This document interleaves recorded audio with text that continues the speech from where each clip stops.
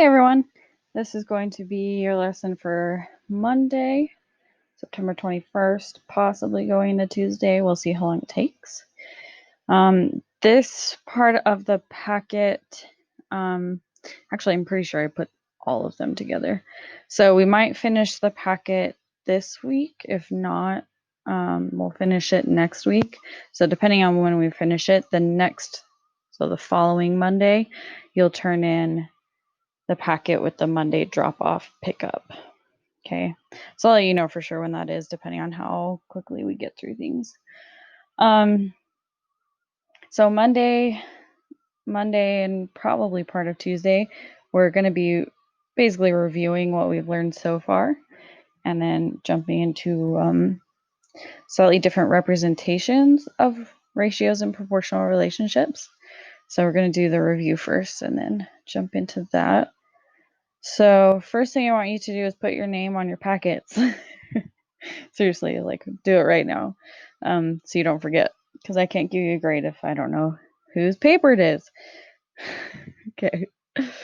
So part of this will be like guided notes, and then there'll be some guided practice and individual practice, just so you kind of know what we're going to be doing today. Let me zoom in here. So basically, you'll just kind of fill in stuff with me, and then with the practice problems, I'll do maybe one or two with you, and then let you do the rest by yourself. Okay, so ratios, this quick review of ratios. The key concept here is that a ratio, is the right ratio there? A ratio is a comparison of two quantities. Okay, comparison of two quantities. You can actually have ratios that are comparing more things, right? Because we could have like 2 dragons to 3 dragons to 5 dragons or something like that. But generally speaking, it's a comparison of two different quantities. Okay, it can be written in 3 ways. We can have the fraction way, so something like A over B. Obviously, those would typically be numbers, not letters, but you get it. You can write it with the colon in between, or you can write it with the word 2. So each of these mean the same thing. We're comparing A to B. This way right here, this one is most commonly used. So it's most commonly written as a fraction. So you could put like a little star next to it or something, but that's generally the way you'll see, the most common way. Okay, you could also write it in a sentence instead of just using the word 2, like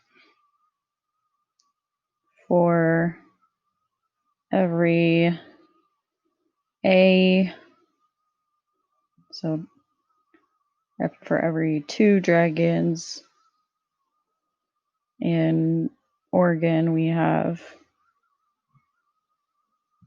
B dragons.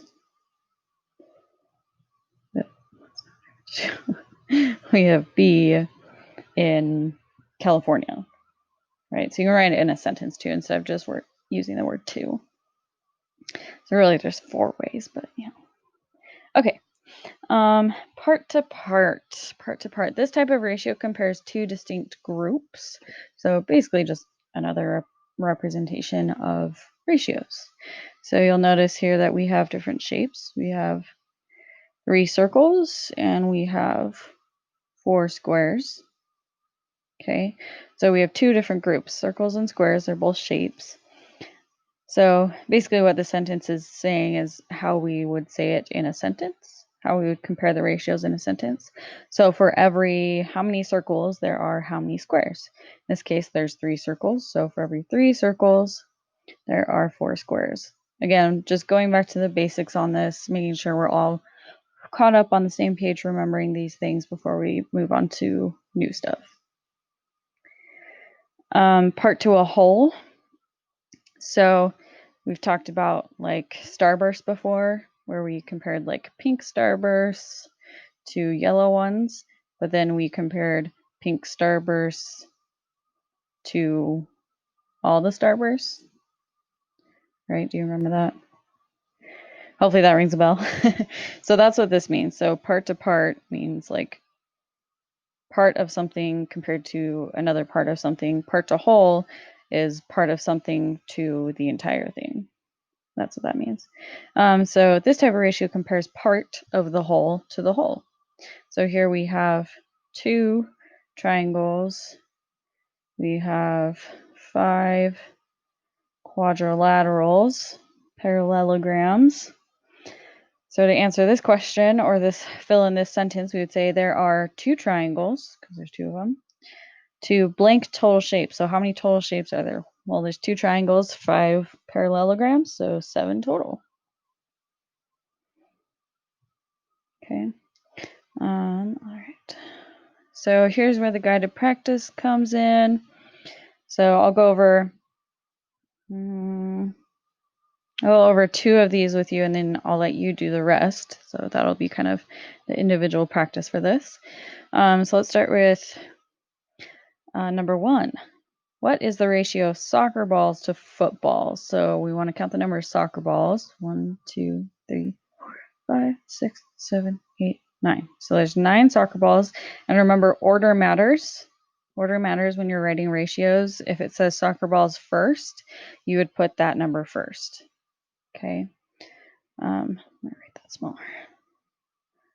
That's a 9, not a 7. There we go. And then footballs, we have 1, 2, 3, 4, 5 footballs. So we could say 9 over 5, 9 soccer balls to 5 footballs. We could do it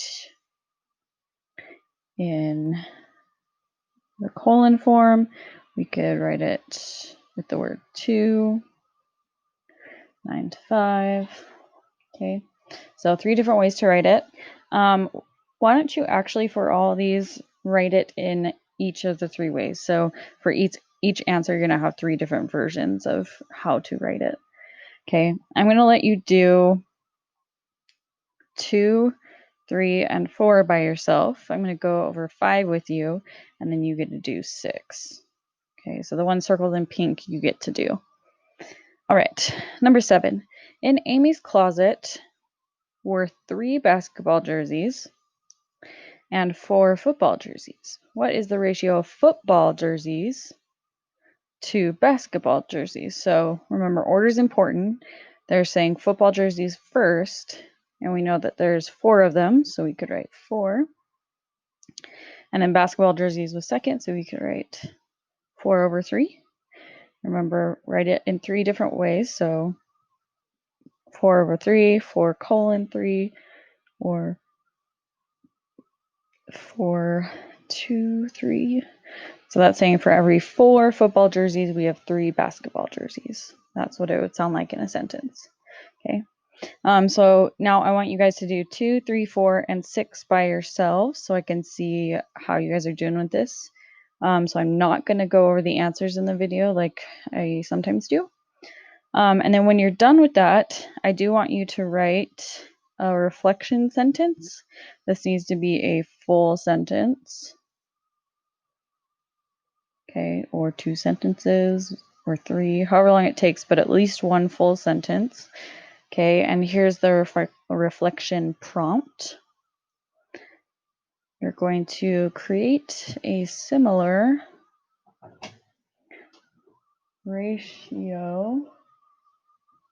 Yeah, so you guys gotta pause this really quick. Okay, sorry, had a dessert recipe emergency. Okay, so your reflection prompt, create a similar ratio word problem and solve it. So you can basically use these problems 1 through.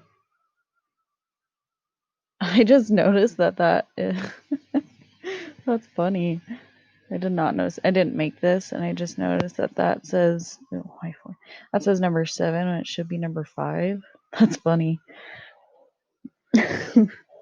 Okay, so you can use these as kind of like an example of what I mean by a ratio word problem. So you could do something with pictures if you want to draw some pictures and then say, what's the ratio of footballs to baseballs or whatever. Or you can just have it like in a sentence instead of using pictures. So either way is fine. You need to write in full sentences though. Okay. Create a similar ratio word problem and make sure you solve it. Okay. So do 2, 3, 4, and 6, and then write a ratio word problem. And pause the video and then do that and then come back. Okay. So quick review on unit rates. Let's do this. Okay, unit rates. So unit rates is basically a type of ratio. Okay, type of ratio. So let's start off with this first sentence. And you will get these packets back so you can use them on like quizzes and projects and stuff, just so you know. Okay, a rate is a comparison of quantities that have two different measurements. So what I mean by two different measurements is like time to distance. So like miles per hour, right? Or girls to boys. Yes, they're both people, but they're different kinds of people. Or you could do like dogs to bones. So that's kind of what I mean by different measurements, right? We're not talking about the same thing, so it wouldn't be something like girls to girls. Okay, that would not be a rate. Okay, so different measurements, and so there's another example, dollars per hour, beats per minute, cost per ounce, that kind of thing. So it's different. Basically, you're looking for different words there. And then a unit rate, so that's your second blank. Unit rate is a special type of rate where the denominator is 1. Okay, so this is where you would see things like miles per hour or I just tried to think of another one and totally blanked. Gas mileage, right? Miles per gallon. So if you ever see the word per, right, that's going to be a unit rate. So there's an example of what it would look like in a fraction form. 65 miles per or for every 1 hour. So if you ever see these terms, they describe a rate, and specifically a unit rate. Okay, so for each, that means for every one, or for every 1 hour, right? Or out of 1 hour, to 1 hour, per hour, right? All of those would describe not just a rate, but a unit rate. Okay, so those keywords, look for that. They would describe your unit rates. Finding unit rates, how do we do this? Again, this is kind of a review. Basically, you would start with writing a ratio to compare the two quantities. I like to encourage you guys to write it in fraction form, just because that's going to be the most useful moving forward. Then you would simplify. Now you can simplify the fraction, so like get it into its lowest terms. You can also divide. So we've talked about this. Divide the y by the x, or the numerator divided by the denominator is what that means. Okay. And then include units in your answer. So that just means you're basically describing, right? So instead of 65 over 1, well, what are we even talking about? It's 65 miles per 1 hour. So that's what it means by include units in your answer. Okay. All right. So here's an example. Sherry typed, highlight some important information here for you. Sherry typed 310 words in 5 minutes. Actually, let me do that in a different color. In 5 minutes. How many words did is you type in 1 minute. So key thing with that order there, we're looking for words in 1 minute, so words per minute. So that means that minute is going to be the denominator. Okay. So let's do this. So we're going to start by writing the ratio to compare the two quantities, and we're going to do it in fraction form. So we know we're looking for words on top of our fraction, and then minutes on the bottom. Okay, and we want it to, we're trying to basically get to 1 minute, but we don't know what that's going to be. So that's what we're trying to figure out. So we've gone over this before. There's multiple ways to do this, right? You could cross multiply. You can find the unit rate, which is what we're going to do, because that's what we're practicing here. Or you can simplify your fraction into its lowest terms. Okay, so we're going to divide because that's what we're practicing here, the unit rate. So we are going to do 310. And yes, I want you to write all the steps down because that's called showing your work. So 310 divided by 5. And that equals 62. Okay. Essentially what you're doing right there is 310 divided by 5 and 5 divided by 5. So it basically is simplifying your ratio, right? And we get 62, and 5 divided by 5 is 1. Okay. So we're looking at 62 words for every 1 minute. So if I were to write that out in a sentence, which I want you guys to practice, then I would say, she typed 62 words per minute. Writing out in a sentence helps you down the road when you're reading word problems and trying to figure stuff out. If you practice actually writing out the sentences, it's a lot easier to recognize that stuff when you're reading it. Okay, so she typed 62 words per minute, or 62 words for every 1 minute. Okay, hopefully that made sense. If it didn't, let me know. Okay, again, I'm going to go over 2 problems with you, then you do the rest and a reflection. Okay, so let's look at Molly's heartbeat, so number 2.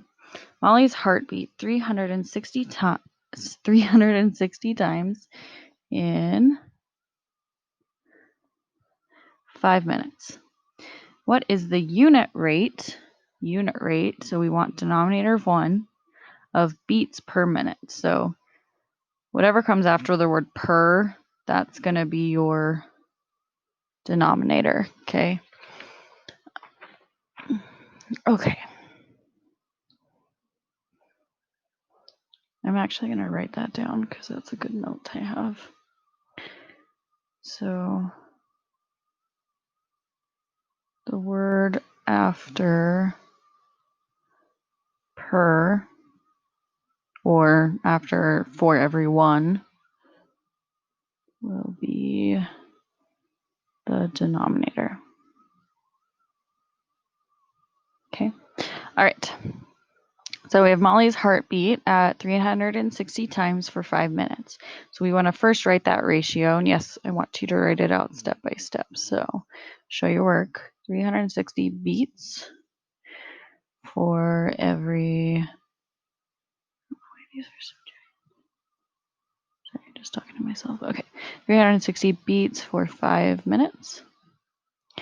Now we're going to basically simplify by finding the unit rate. So the y divided by the x, the numerator divided by the denominator, so beats divided by minutes. So we're going to do 360 divided by 5. Okay, and we get 72. If you don't believe me, check it on your calculator. So our fraction then would be 72 beats. Remember to include units.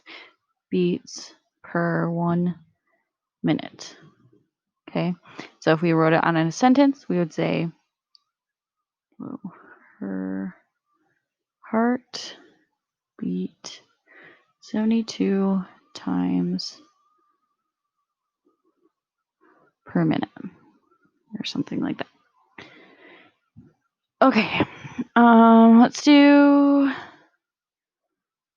number 4. 2 and 4, and then you guys get to do 1, 3, and 5. Okay, the students completed 252 problems over the course of 6 weeks. How many problems did they complete each week? So since week comes after each or per, that's going to be our denominator. So problems will be our numerator. So we're going to have 252 problems over 6 weeks. Remember, always start with writing the ratio. 6 weeks. Then we would divide. So 252. So when you show your work, this is basically what you should be showing. Okay, it's basically what you're typing into the calculator. 252 divided by 6. And that gives us 42 problems for every 1 week. So if I were to write that out in a sentence, which I want you to, we would write, they completed 42 problems per week. Okay, so you guys get to do number 1, 3, and 5 by yourselves. Remember to show your work and write the sentence. And then after that, you're going to do the reflection. So the reflection question for this time, again, write in full sentences. Full sentences. And the prompt is, describe how you solved a problem today, or in this part of the review. So describe how you solved problems 1, 3, or 5, basically, in a full sentence. Okay, so pause the video, do 1, 3, and 5, and the reflection, and then come back. Okay, let's see here. Let's get through this, and then we'll be good. Okay, ratio tables. Key concept here. Key concept. A ratio table, there's your blank, ratio table, is a table with pairs of numbers that have equivalent ratios that represent the same relationship between quantities. So they're equivalent ratios, or they're proportional, is what that is saying. Okay. The ratio of ice cubes to trays. In this case, we were looking at ice cubes and trays. And since we said ice cubes first, we would say 5 as the numerator, 1 as the denominator. So the ratio of ice cubes to trays is 5 to 1. The fractions 10 to 2, 15 to 3 are all equivalent because they all simplify to 5 over 1, right? If we divide 10 by 2 and 2 divided by 2, we would get 5 over 1. Or if we did 15 divided by 3 and 3 divided by 3, we get 5 over 1. So they all simplify to the same thing. Okay, they're all equivalent ratios. Completing a ratio table. Filling in a ratio table can be completed by scaling, which means to multiply or divide related quantities by the same number. So this is like when we were generating equivalent ratios, right? So if we had the ratio like 2, 4, we could divide both the top and bottom by 2, so by the same number, to get an equivalent ratio. We could also multiply by some number, any number, as long as it's the same on top and bottom, to get an equivalent ratio, right? So all of those would be equivalent. So that's what scaling means. We're multiplying or dividing by the same number on the top and bottom. Okay. So for example, minutes to miles, we can come up with equivalent ratios here. Maybe let's start with from here to here, here to here. Let's divide by 2.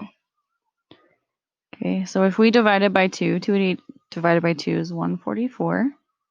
So this is just an example. You can follow along, write the same thing, or write something different if you want. From here to here, let's actually do the same thing. Let's divide by 2 again. So 144 divided by 2 would give us 72, and 12 divided by 2 is 6. And then last one, let's divide by 2 again, actually. Why not? Why not? Divide by 2 again. Again, you can change the number you're dividing by as long as you divide the top and bottom by the same number.